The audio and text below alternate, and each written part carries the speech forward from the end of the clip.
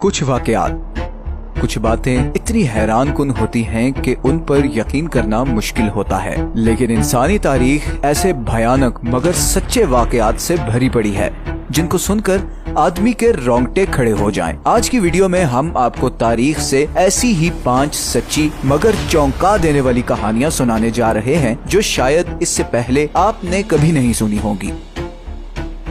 15वीं और 16वीं सदी को इटालियन रेनेसांस का पीरियड कहा जाता है। ये वो जमाना था जब इटली का कल्चर और आर्ट पूरे यूरोप बल्कि पूरी वेस्टर्न दुनिया पे छाया हुआ था। Leonardo da Vinci, Michael Angelo इसी इटालियन रेनेसांस के दौरान पैदा हुए और पूरी दुनिया को ऐसा मास्टर क्लास आर्ट वर्क दिया जो इससे पहले इंसानों ने कभी नहीं देखा था। लेकिन इसी 200 साल के दौरान एक बहुत ही भयानक वाकया हुआ। 1494 में यूरोप में एक ऐसी बीमारी फैल गई जिसने लोगों को रियल लाइफ ज़ॉम्बीज बना दिया। ये ऐसी खतरनाक बीमारी थी जिसमें आदमी के सर और चेहरे से सारा गोश्त आहिस्ता आहिस्ता उतर जाता था। जरा सोचें कि हर तरफ आपको ऐसे लोग नजर आते थे जिनमें किसी का नाक नहीं था, किसी का कान नहीं था और किसी के तो पूरे चेहरे पे गोश्त ही नहीं होता था। उस जमाने में फ्रांस और इटली में ये नजारा बहुत आम था। अगर आप उस जमाने में यूरोप जाते तो ऐसा लगता जैसे हर तरफ हॉरर मूवीज वाले ज़ॉम्बीज फिर रहे हों। इस बीमारी का नाम है सिफिलिस और ये एक सेक्सुअली ट्रांसमिटेड डिजीज है। उस टाइम पर एंटीबायोटिक्स डिस्कवर नहीं हुए थे और इसीलिए सिफिलिस एक जानलेवा बीमारी थी। ये बीमारी सबसे ज्यादा प्रोस्टिट्यूट्स में पाई जाती थी और इसीलिए 16वीं सदी के बाद इंग्लैंड और यूरोप में प्रोस्टिट्यूशन को सख्ती से रेगुलराइज करना शुरू कर दिया गया। कुछ लोगों का ये भी ख्याल है कि ये एक डिवाइन पनिशमेंट थी उस बेहूदगी पर जो उस टाइम यूरोप में फैली हुई थी। खैर 1906 में पहली बार इस बीमारी का एंटीडोट डिस्कवर हुआ और फाइनली इंसानों को इस बीमारी और इसके सिम्टम्स से निजात मिल गई। दूसरी कहानी है हेनरी हॉवर्ड होम्स की, जिसे H.H. होम्स के नाम से भी जाना जाता है और ये अमेरिका के पहले और बदनाम तरीन सीरियल किलर्स में से एक है। होम्स पर तकरीबन 200 लोगों के कत्ल का इल्जाम है। होम्स 1861 में न्यू हैम्पशायर में पैदा हुआ। कहा जाता है कि उसे बचपन से ही स्केलेटन्स और मौत से एक अजीब सी ऑब्सेशन थी। स्टूडेंट लाइफ में होम्स काफी ब्राइट स्टूडेंट था और उसने यूनिवर्सिटी ऑफ मिशिगन से मेडिकल डिग्री में ग्रेजुएशन की और फिर 1886 में शिकागो में एज अ फार्मासिस्ट जॉब शुरू की। कुछ ही सालों में उसने उसी फार्मेसी को खरीद लिया और फिर उससे आने वाले पैसों से 1890 में शिकागो में एक होटल की कंस्ट्रक्शन शुरू की, जहां पर वो एक घिनौना खेल खेलने जा रहा था। इस होटल को ऐसे डिजाइन किया गया था कि इसके सारे दरवाजे सिर्फ बाहर से ही खुल सकते थे और एक और अजीब बात ये थी कि इस होटल में कोई खिड़की भी नहीं थी, जिसकी वजह से यहाँ से फरार होना या भागना तकरीबन नामुमकिन था। सारे कमरे साउंड प्रूफ थे और हर कमरे के नीचे ऐसे बेसमेंट्स थे जहां पर मरने वालों की बॉडीज को डंप किया जाता था। इस होटल की कंस्ट्रक्शन के दरमियान होम्स ने बहुत से कंस्ट्रक्शन वर्कर्स को हायर किया और फिर उन्हें निकाल दिया और फिर नए वर्कर रखे ताकि किसी को क्लियर आइडिया ना हो कि वो क्या करने जा रहा है। ये होटल बाद में मर्डर कैसल के नाम से मशहूर हुआ। इस घिनौने खेल का आगाज हुआ 1893 में। असल में 1893 में शिकागो में एक बहुत बड़ा एग्जीबिशन होना था जिसमें पूरे अमेरिका से बड़ी तादाद में लोगों और खासकर यंग लड़कियों ने आना था। होम्स ने बड़े बड़े अखबारों में अपने होटल के एड्स छपवाए ताकि आने वाले टूरिस्ट्स उसको रेंट आउट कर सकें। बहुत सारे टूरिस्ट्स ने इस होटल के कमरे बुक करवाए, लेकिन इस होटल में आने वाला कोई भी टूरिस्ट जिंदा वापस नहीं जा सका। जब भी गायब होने वाले टूरिस्ट के रिश्तेदार या जानने वाले होटल पर आते तो होम्स उन्हें वो रजिस्टर दिखाता जहां पर उन सब टूरिस्ट्स की एग्जिट डेट होती थी। आहिस्ता आहिस्ता इस होटल के आसपास रहने वाले पड़ोसियों को ये बात खटकने लगी कि जो भी टूरिस्ट इस होटल में जाता है वो वापस बाहर नहीं आता। तकरीबन 200 लोग इस तरह गायब हो गए। अब पुलिस को भी थोड़ा शक होना शुरू हो गया कि कोई तो मसला है। फिर 1894 में तकरीबन 1.5 साल होम्स का पीछा करने के बाद आखिरकार पुलिस ने होम्स को गिरफ्तार कर लिया और उसने अपने सारे गुनाहों को कबूल कर लिया।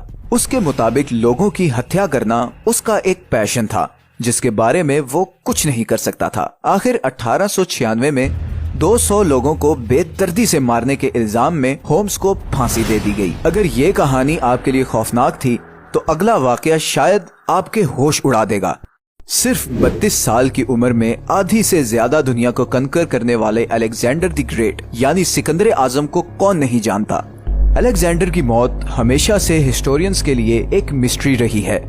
कोई कहता है कि उसे जहर दिया गया, कोई कहता है कि उसे मलेरिया हुआ और किसी के मुताबिक उसे टाइफॉइड हुआ जिससे उसकी मौत हुई। लेकिन एक रीसेंट रिसर्च के मुताबिक सिकंदर की मौत इनमें से किसी भी बीमारी से नहीं हुई थी, बल्कि उसकी मौत तो हुई ही नहीं थी और उसे तो असल में जिंदा दफन किया गया था। ड्यूनेडन स्कूल ऑफ मेडिसिन न्यूजीलैंड के डॉक्टर्स के मुताबिक इस भयानक डिस्कवरी की वजह है अलेक्जेंडर के सिम्टम्स और हिस्टोरिकल रिकॉर्ड्स। तारीखी रिकॉर्ड के मुताबिक 29 मई 323 बीसी को सिकंदर ने एक दावत का एहतमाम किया और उसमें उसने खूब शराब पी। अगले ही दिन 30 मई को उसे शदीद बुखार हो गया और पूरे जिस्म में दर्दें शुरू हो गईं। लेकिन अलेक्जेंडर को यही लगा कि शायद ये लंबे सफर की थकावट है और अगले दिन भी उसने काफी ज्यादा शराब पी ली। उसी दिन रात को अलेक्जेंडर को पैरालिसिस अटैक हो गया। डॉक्टर कैथरीन हॉल के मुताबिक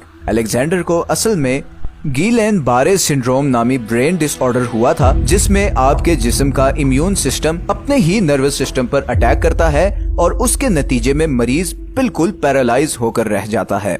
ये पैरालिसिस इतना सख्त होता है कि मरीज का सांस बहुत आहिस्ता हो जाता है और ये पता लगाना मुश्किल होता है कि आदमी जिंदा भी है कि नहीं, क्योंकि उस जमाने में डॉक्टर्स पल्स चेक नहीं करते थे बल्कि सांस के चलने या ना चलने से जिंदगी मौत का फैसला करते थे। ये बीमारी आज भी हर 1 लाख में से एक आदमी को होती है। तो डॉक्टर कैथरीन के मुताबिक अलेक्जेंडर की मौत की असल वजह थी सूडोथैनाटोस, जिसे फॉल्स डायग्नोसिस ऑफ डेथ भी कहा जाता है। अलेक्जेंडर को असल में पैरालिसिस हुआ था, मगर जब उसके साथियों ने देखा कि कई दिन गुजरने के बावजूद उसके जिस्म में कोई हरकत नहीं, तो उन्होंने उसे मुर्दा समझा और जिंदा ही दफना दिया। तो दुनिया के सबसे ताकतवर जनरल को जब दफनाया गया तो वो मरा नहीं था बल्कि शायद जिंदा था।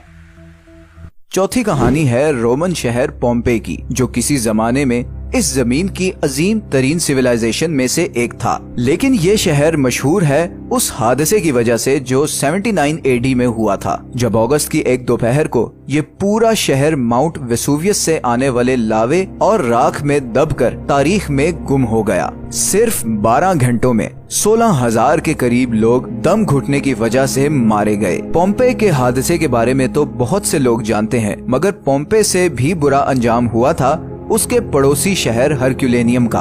हरक्यूलेनियम उस जमाने में अमीर रोमन्स के लिए एक पिकनिक स्पॉट था, जहां पर वो जुए, शराब और प्रोस्टिट्यूशन के लिए टाइम गुजारने आते थे।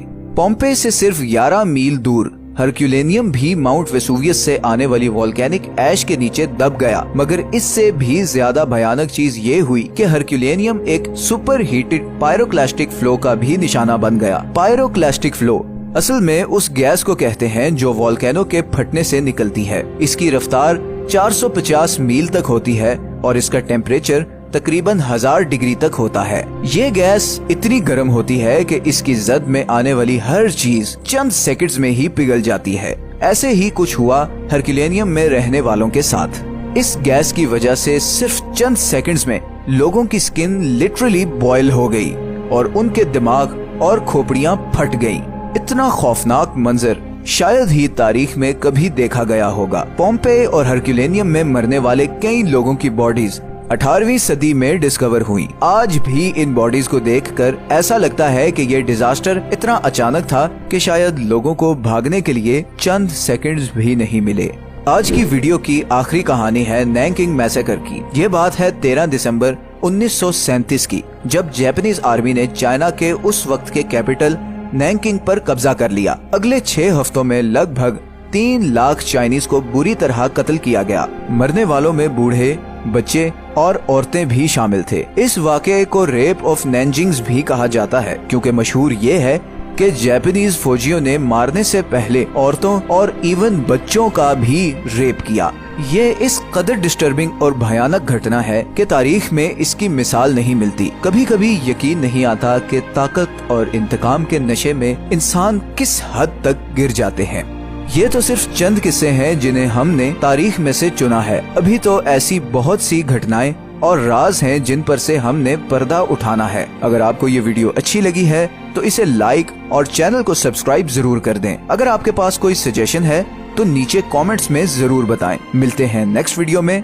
अपना ख्याल रखिएगा। अल्लाह हाफिज।